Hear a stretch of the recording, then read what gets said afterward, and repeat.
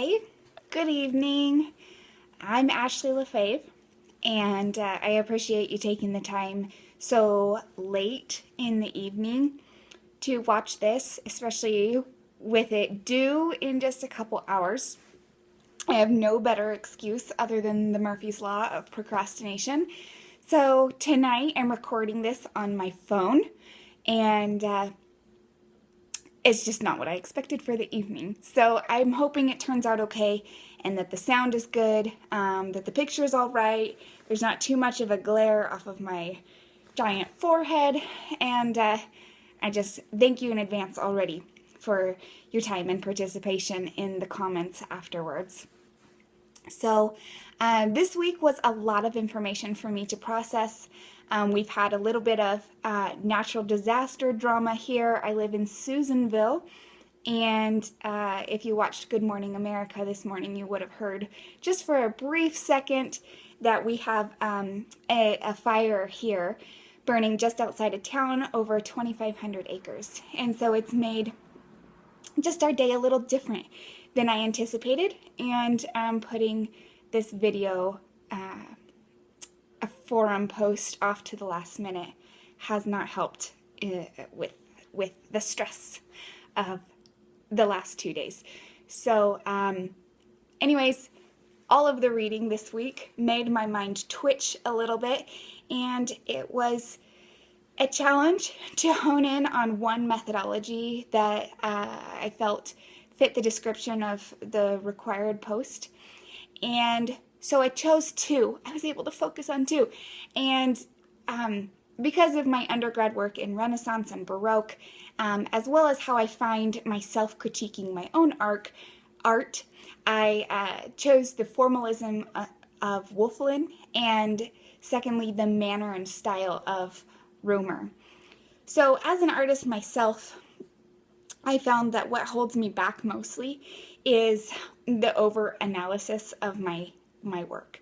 I am horrible at finishing pieces. I am horrible at appreciating my own pieces, and I think that comes from my own analysis, my own wanting to get past those stylistic idiosyncrasies, and anyways, it hinders me as an artist.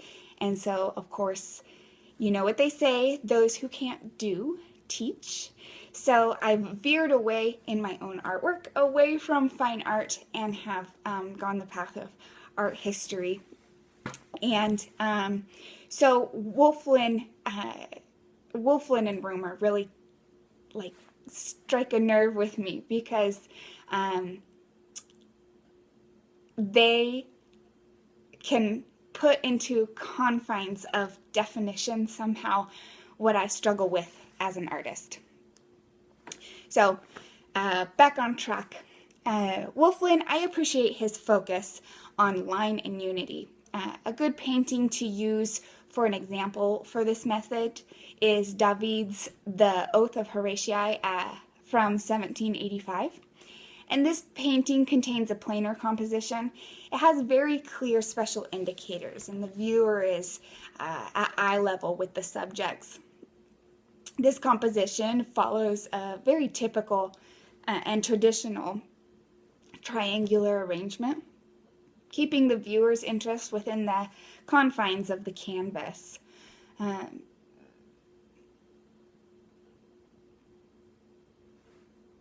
Yep, that's what I have to say about Wolflin.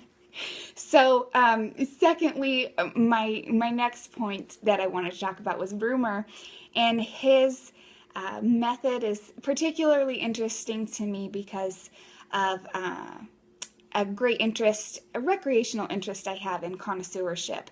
And my interest began a few years ago in forgery. I am not a forger myself. I guess that would be a pretty cool job to have.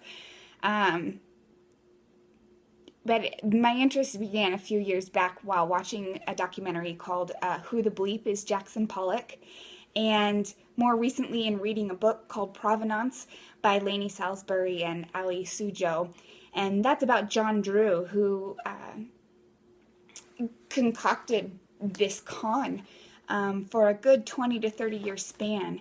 And anyways, Rumer's method is significant in connoisseurship because it includes the assessment of handling as well as the conception of a piece, which includes manner and style. And those are two things as an artist I've struggled with. So I mainly found the distinction between manner and style as very key. Written in the book is the definition of manner and style. Manner should be used in referring to the individual way in which an artist handles form, and style is the realization of an artist's unique visual intuition. So those are two things that from Rumer's method that are very key in connoisseurship. So both of these methods, the Wolflin and Rumer methods, they fall short coming into the 20th century and the progression to abstraction and also the introduction of 21st century media. Art looks a lot different in this century than it did last century, even half a century ago. And so I feel like the media or medium that we're using, as well as the abstraction, those really throw off how we're able to define art and look at it and the way we analyze it. I feel like Alfred H. Barr, he had a really great map of how to follow the pattern of influence for our abstract painting, but after World War II, I feel like we run into art which has a smaller influence from academia. So let me rephrase that. Academia has a smaller influence upon art, and therefore we have fewer means to define art other than by the artists who did it alone.